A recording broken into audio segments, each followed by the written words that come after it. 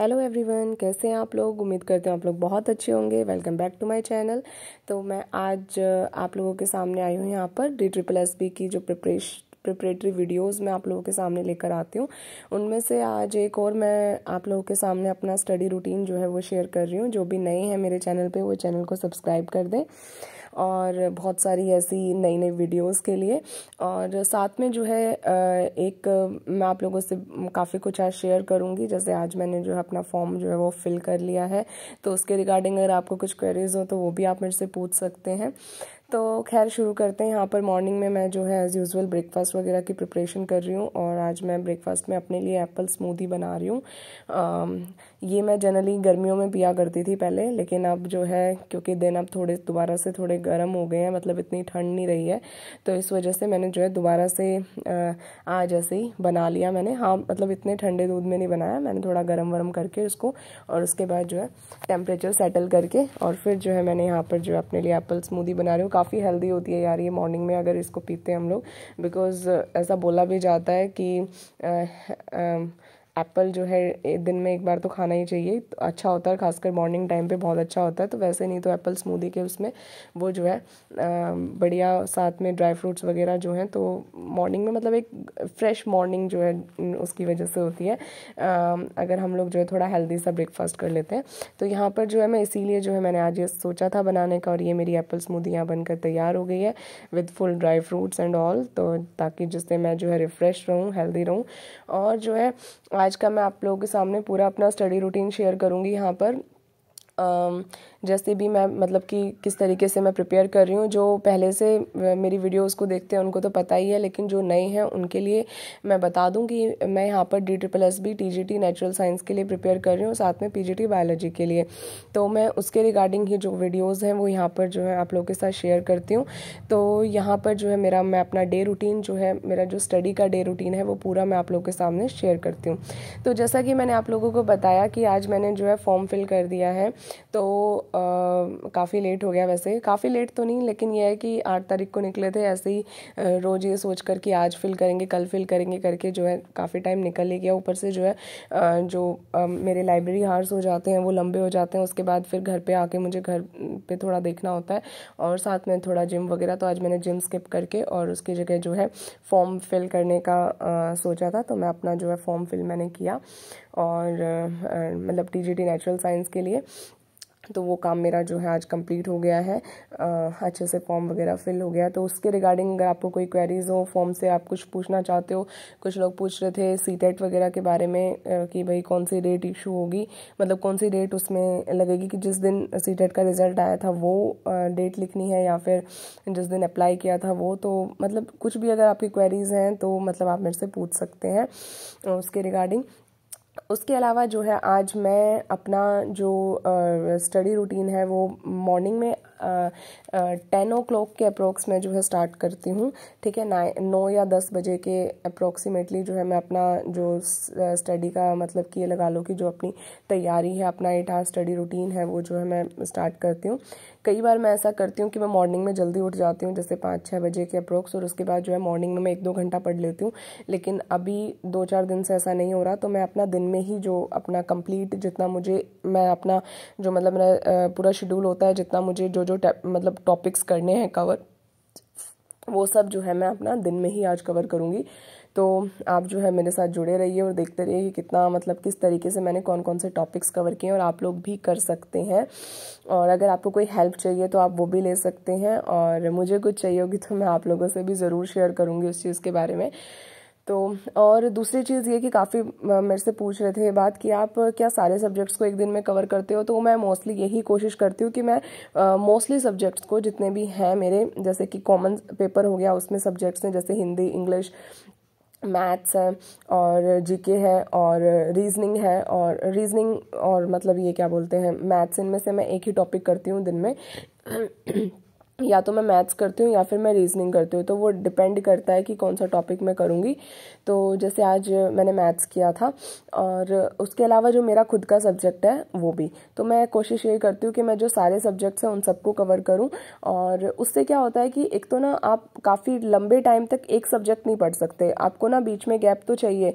एक सब्जेक्ट आप कब तक पढ़ोगे, तो इस वजह से उससे बेटर यही होता है कि आप जो है काफ़ी सब्जेक्ट्स पढ़ो। जैसे 2 घंटे आपने एक पढ़ लिया, तो बीच में एक मतलब आपको रेस्ट की जरूरत नहीं पड़ेगी, दूसरा सब्जेक्ट उठा लोगे ना तो आप थोड़ा सा रिफ्रेश फील करोगे। और मैं अपनी मतलब स्ट्रेटजी से बताऊं एक चीज़, तो ना मैं कभी भी ना डेली जैसे एक जैसा रूटीन फॉलो नहीं करती, उससे होती है बोरियत। जैसे डेली एक जैसा स्टडी रूटीन की बात कर रही हूँ मैं यहाँ पर। जैसे कि ऐसा नहीं है कि मैं मॉर्निंग में हमेशा मैथ पढ़ती हूँ तो मैं हमेशा मैथ से ही शुरू करूँगी, या उसके बाद मैं इंग्लिश करती हूँ तो फिर मैं इंग्लिश ही करूँगी, ऐसा नहीं। मैं ना चेंज कर लेती हूँ, जैसे मैं कभी पहले हिंदी कर लेती हूँ, कभी मैं पहले मैथ्स कर लेती हूँ, कभी मैं पहले साइंस कर लेती हूँ। और मतलब जो मेरा सब्जेक्ट है सब मतलब पेपर 2 का साइंस या बायोलॉजी, तो मतलब वो कर लेती हूँ। उसके बाद जो है फिर मैं इस तरीके से मतलब एक रूटीन फॉलो नहीं करती मैं डेली की वही चीज़ करूँ, तो उसमें ना एक नयापन सा लगता है और आपको कभी भी बोरियत फील नहीं होती उस चीज़ से। खैर अगर आप बहुत ज़्यादा मोटिवेटेड हो अपनी चीज़ के लिए तो क्या आपको बोरियत वैसे भी फील नहीं होगी। बस ये है कि ऐसा करके आप देखिए, आपको ना अच्छा लगेगा। बस मेरा कहने का ये, आप ट्राई करके देखना। एक आप डेली वही काम कर रहे हो और एक आप ना थोड़ा सा चेंज लाके कर रहे हो। मतलब पढ़ना तो है ही हमें, लेकिन सब्जेक्ट्स में चेंज करके पढ़ा करो, तो वो ना मैंने मतलब खुद रियलाइज़ की ये चीज़ कि ना ये हेल्पफुल है। इसमें ना कंसंट्रेशन जो होता है ना पर्टिकुलर सब्जेक्ट में वो ज़्यादा बढ़ता है, और ना हेल्प करता है ये हमें, मतलब कि उस सब्जेक्ट में हम मतलब ज़्यादा एंगेज रह पाते हैं। मतलब दिमाग जो है इधर उधर नहीं भटकता, ऐसा नहीं होता यार 2 घंटे पढ़ लिए अब थकावट होगी ऐसा कुछ, तो वो चीज़ें ना कम होती हैं।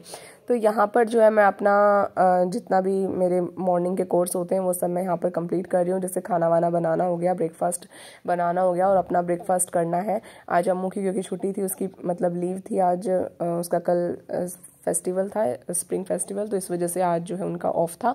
तो इसीलिए मुझे उसका लंच वगैरह कुछ पैक नहीं करना था, ना उसको जो है कपड़े वपड़े निकालने, मतलब ऐसा कोई उसका टाइमिंग का इशू नहीं था इतना। तो इस वजह से मैंने जो है वो सब तो नहीं किया, लेकिन बाकी और जितना भी मेरा होता है मॉर्निंग में वो सब मैंने जो है अपना कंप्लीट कर लिया है। यहाँ पर जो है मैं लास्ट में जो मेरे मतलब बर्तन वर्तन जो खाना वाना बनाया था उसके रह गए थे, तो वो सब वॉश कर रही हूँ मैं यहाँ पे। इसके बाद जो मेरा काम है वो मेरा बिल्कुल कंप्लीट हो जाएगा। आज मैंने अपना ब्रेकफास्ट भी पहले कर लिया था, बस मुझे अपना जो टिफ़िन है वो पैक करना है, वो मैं पैक करूँगी और देन उसके बाद अपना लाइब्रेरी निकल जाऊंगी।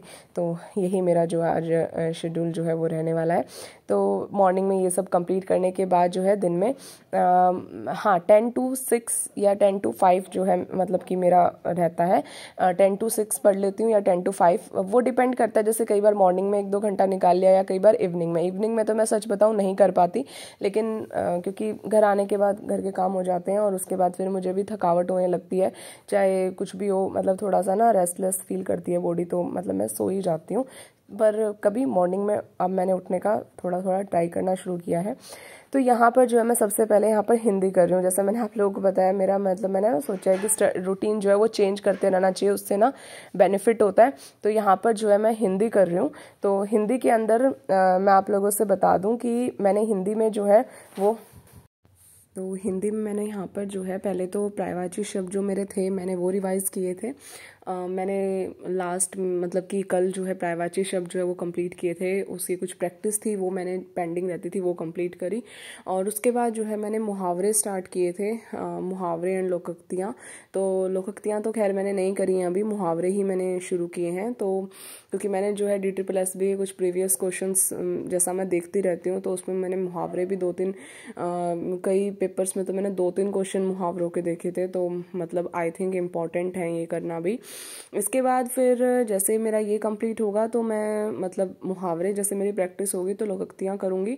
और इसके बाद फिर तत्सम तद्भव देशज विदेशी शब्द ये सब जो है मैं करने का सोच रही हूँ, क्योंकि कई क्वेश्चंस ऐसे डायरेक्ट मैंने देखे हैं कि किसी वर्ड से जैसे पूछ लिया ये मतलब कहाँ से लिया है, अरबी है कि तुर्की शब्द है या फिर देशी है या देशज है या विदेशी शब्द है, तो इस टाइप से क्वेश्चंस भी मैंने देखे हैं। तो मतलब ये करना, इसके बाद मैंने जो है वही स्टार्ट करूँगी।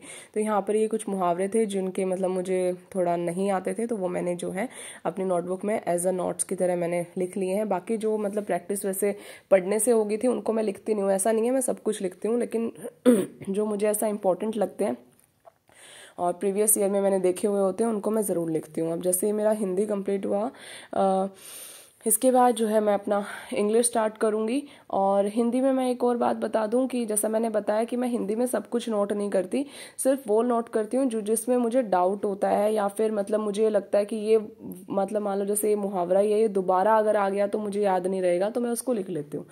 इंग्लिश में मैं आज जो है एक सबसे पहले तो मैं अपने वोकैबलरी जो है वो कर रही हूँ इंग्लिश में। जैसा मैंने बताया था वोकैब पोर्शन मेरा वीक है, तो मैं प्रैक्टिस वाली चीज़ें ही ज़्यादा कर रही हूँ अभी। जैसे वोकैबलरी इंग्लिश में हो गई, और हिंदी में जैसे ये सब पर्यायवाची हो गए, समानार्थी हो गए, वो तो सारे एक ही जैसे होते हैं।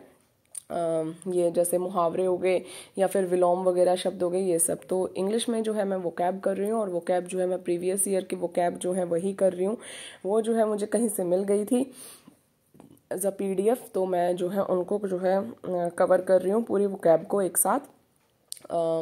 तो वोकैब ना, जैसा मैंने पिछली वीडियो में बताया था, टाइम मांगती है। ऐसा नहीं होता कि आपने आज वोकैब करनी स्टार्ट की और आप आज ही जो है उसमें प्रो हो जाओगे, बिल्कुल ऐसा नहीं होता। उसको ना टाइम चाहिए। आप धीरे धीरे रोज वर्ड्स सीखते हो नए, तो धीरे धीरे आपको अपने आप रियलाइज होना शुरू होगा। हफ्ते बाद 10 दिन बाद ही आपको थोड़ा थोड़ा रियलाइज होना स्टार्ट होगा कि यस, आपकी जो वोकैब है वो अच्छी होती जा रही है। और वोकैबलरी के लिए जो बेस्ट बुक है वो ब्लैक बुक है। अगर आप बिल्कुल अच्छे से स्टार्ट कर रहे हैं, मतलब वैसे अगर आपके पास कोई भी बुक है तो कोई दिक्कत नहीं, आप किसी से भी कर सकते हो, कोई ऐसा नहीं है। जो बुक आपके पास पहले से उसी से करो।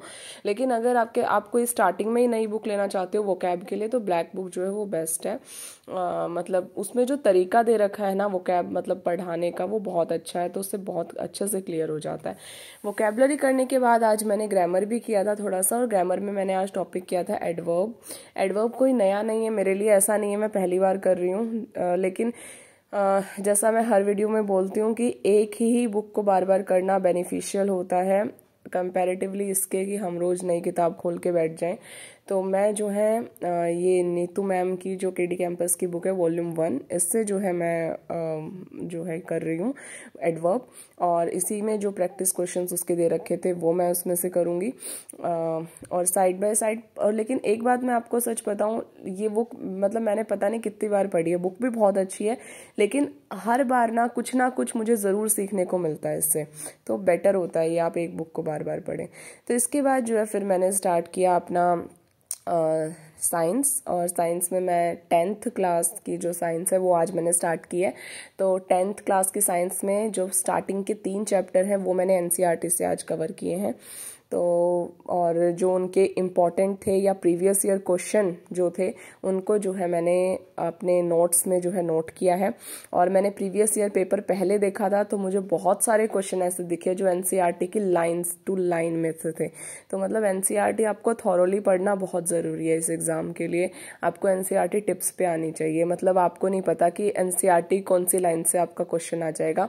मतलब अगर आप मुझे बोलोगे तो मैं एग्जाम्पल भी दे सकती हूँ जो मतलब मैंने खुद देखे थे। जैसे एक AGBR का था सिल्वर ब्रोमाइड, और उसका पूछ रखा था कि वो कहाँ यूज़ होती है, मतलब तो ये जो मतलब प्रोसेस है वो कहाँ यूज़ होता है। AGBR से AG और BR की फॉर्मेशन, तो वो ब्लैक एंड वाइट फोटोग्राफी में यूज़ होती है। और ये क्वेश्चन ना एज इट इज़ पूछ रखा था कि कौन सा जो है वो ब्लैक वाइट फोटोग्राफी में यूज़ होती है, तो फोटोग्राफी में यूज़ होती है, तो वो जो है ये मतलब AGBR थी, सिल्वर ब्रोमाइड थी। तो मतलब ये तो बस मैं एक एग्जाम्पल दे रही हूँ, ऐसे ऐसे ना बहुत सारे क्वेश्चन मतलब मैंने लाइन टू लाइन जो है उसमें से देखे हैं। जैसे एक एक्सोथर्मिक रिएक्शन का क्वेश्चन था, उसमें दे रखा था कि फोटोसिंथेसिस भी एक्सोथर्मिक रिएक्शन, सॉरी रेस्पिरेशन भी एक्सोथर्मिक रिएक्शन है। ना 2 और थे, एक तो मतलब कि कंपोस्ट का बनना, और दूसरा जो था एक और था हाँ बर्निंग ऑफ फॉसिल फ्यूल। तो ये तीनों ना वैसे मुझे पता था जब मैंने प्रीवियस ईयर देखे, लेकिन मैंने अभी NCERT में देखे तो मुझे पता चला ये बिल्कुल NCERT की लाइन है। NCERT में तीनों दे रखे हैं, और मतलब यही था, और एक चौथा कोई और ऑप्शन दे रखा था उसमें, तो वो चौथा ऑप्शन जो था वो गलत था। मतलब उसमें से यही पूछा था कि इन चारों में से कौन सा एक्सोथर्मिक रिएक्शन नहीं है, तो ये तीनों तो थे क्योंकि NCERT में तीनों गिवन थे। मतलब लाइन टू लाइन इतने क्वेश्चन, तो आप सोच सकते हो यार एनसीईआरटी कितनी इंपॉर्टेंट है और इसको करना बहुत इंपॉर्टेंट है। तो और ऐसा भी नहीं होगा कि आप एक बार पढ़ लोगे और आप मतलब कि आपको हो जाएगा। कम से कम आपको ना 2-4 बार ये एनसीईआरटी पढ़नी पड़ेगी एग्जाम तक, जब पता चलेगा उसका। अभी तो मैं तो खुद फर्स्ट टाइम पे हूँ, मैं तो क्या ही बोलूँ, मैं तो अभी पहली बार कर रही हूँ। मतलब एनसीईआरटी पहली बार नहीं कर रही, लेकिन इस पेपर में एनसीईआरटी में पहली बार कर रही हूँ, और इतनी डीपली तो सच्ची बताऊँ मैं पहली बार कर रही हूँ। तो ये सब करने के बाद फिर मैंने मैथ स्टार्ट किया, और मैथ्स में जो है मैं टॉपिक जो कर रही हूँ वो मेरा टॉपिक है पाइप्स एंड सिस्टर्न। छोटा सा टॉपिक मुझे लगा, तो मुझे लगा चलो इसी को कवर कर लेते हैं। मैथ्स का भी यार बहुत बुरा हाल है। मतलब एक तो हम मेरा तो मतलब मैं अपनी बता रही हूँ, एक तो ना बैकग्राउंड बायोलॉजी का हो गया, तो मैथ्स तो वैसे ही वीक हो जाता है। 10th तक जो अच्छा था वो भी, और कुछ जो है प्रैक्टिस बीच में बिल्कुल मैंने मैथ्स की छोड़ दी, क्योंकि कई एग्जाम्स में मैथ्स था ही नहीं, तो उसकी बिल्कुल भी प्रैक्टिस नहीं की, और मैथ्स मेरा बहुत वीक है यार। और देखा जाए तो पेपर 1 तो ऐसा आता है, उसमें तो टाइम वगैरह सब कुछ मतलब पता ही नहीं, और बिल्कुल एसएससी लेवल का आता है। जो एसएससी मतलब तैयारी करते होंगे उन बच्चों के लिए तो बहुत अच्छा होगा वो चीज़, हम जैसों के लिए थोड़ी प्रॉब्लम है। पर चलो यार, जो अपना काम है हम वो करेंगे। इसके बाद जो है मैंने फिर पॉलिटी स्टार्ट की थी, और पॉलिटी में मैंने जो है आज सबसे पहले तो मैंने अपनी पॉलिटी रिवाइज की थी, और कुछ जो एक्स्ट्रा मतलब नोट करना था मैंने, जो मतलब था वो अपने नोट्स में नोट किया था। सबसे पहले तो मैंने यही किया था पॉलिटी के अंदर, और उसके बाद फिर जो है मैंने पॉलिटी जैसे ही मेरी हुई उसके कुछ मैंने प्रैक्टिस सेट्स किए। मतलब मैं 1 बाय 1 ही ले रही हूँ अब ना जीके को। जैसे पॉलिटी ले लिया, फिर मैं मतलब कि ज्योग्राफी लूँगी या छोटे मोटे टॉपिक्स लूँगी। तो पॉलिटी के साथ आज मैंने एक टॉपिक और किया है, और वो किया था कल्चरल डांस का। क्योंकि मैंने ना DSSB में प्रीवियस ईयर में ये चीज़ देखी थी कि ना बहुत ही ऐसे पूछा हुआ था, कई तो ऐसे डायरेक्ट पूछे हुए थे, जैसे कथक कहाँ का डांस है या कुचिपुड़ी कहाँ का है, और ना कई ऐसे देखो, ये तो मैं पॉलिटी का दिखा रही हूँ आपको यहाँ पर, ये तो मैंने पॉलिटी जो कवर की है वो है। तो मैं जो बता रही थी कि ऐसे डायरेक्ट क्वेश्चन आए हुए थे कि कथक कहाँ का डांस है, कुचिपुड़ी कहाँ का है, जैसे भरतनाट्यम कहाँ का है, ओल्डेस्ट डांस कौन सा है, जैसे भरतनाट्यम हो गया, और असम का डांस कौन सा है। तो इस टाइप से, और कुछ ऐसे थे जो ना उनके नाम आए हुए थे कि ये जो मतलब कि जैसे कुछ भी नाम आ जाए, मतलब किसी भी उसका आर्टिस्ट का नाम देखे कि ये कौन से डांस से बिलोंग करते हैं। तो मैंने 1-2 क्वेश्चन ऐसा भी देखा था, तो फिर मुझे ना थोड़ा इंपॉर्टेंट लगा ये टॉपिक कल्चरल डांस वाला, और है बिल्कुल रटने का। तो लास्ट में जो है और तो कुछ करने का मन नहीं था। वैसे रटने का काम ना स्टार्टिंग में करना चाहिए, जैसे जीके वीके मैं ना करंट अफेयर वगैरह भी स्टार्टिंग में करती हूँ, और ये पर आज मैंने जो है लास्ट में करा है बिल्कुल। ये देखो, ये सब मैंने जो है लिखे थे, कौन कौन से डांस से कौन कौन से मतलब आर्टिस्ट जो हैं वो बिलोंग करते हैं, डांसर्स जो हैं वो बिलोंग करते हैं बेसिकली, नॉट आर्टिस्ट्स। उसके बाद जो है टाइम हो गया था, 6:30 हो गए थे यार। आज मैं बहुत थक गई थी। एक तो मैंने मॉर्निंग में थोड़ा लेट स्टार्ट किया फॉर्म वॉर्म भरने, दूसरी बात आज मुझे जिम नहीं जाना था, जैसा मैंने बताया। मैंने आज फॉर्म वगैरह फिल किया तो आधा पौना घंटा उसमें ख़राब हो गया, तो फिर इस वजह से मतलब मैंने यही सोचा कि आज मैं जिम स्किप करके, तो मुझे लगा कि फिर जल्दी जाके करना क्या है, तो फिर आराम से और आधा 1 घंटा देते हैं स्टडी को। तो फिर जो है 6:30 पौने 7 का टाइम हो गया था, और जो है फिर मैं जो है फटाफट लाइब्रेरी से निकली। और आज मैं अपनी स्कूटी भी नहीं लेकर आई थी, क्योंकि मॉर्निंग में हमने फॉर्म फिल किया था, तो मेरे हस्बैंड ने मुझे ड्रॉप कर दिया था लाइब्रेरी में। तो यहाँ से जो है फिर हम लोग जो है वापस जा रहे थे घर की तरफ। देखो बिल्कुल रात हो गई थी, और यहाँ पर जो है फिर घर आते ही अम्मू के टेंट्रम शुरू हो गई कि मुझे ये खिला दो, मुझे ये खेलना है, आप मेरे साथ ऐसे खेलो वैसे खेलो, अब यार इसको भी चाहिए। तो कैसा लगा आपको वीडियो ज़रूर बताना यार।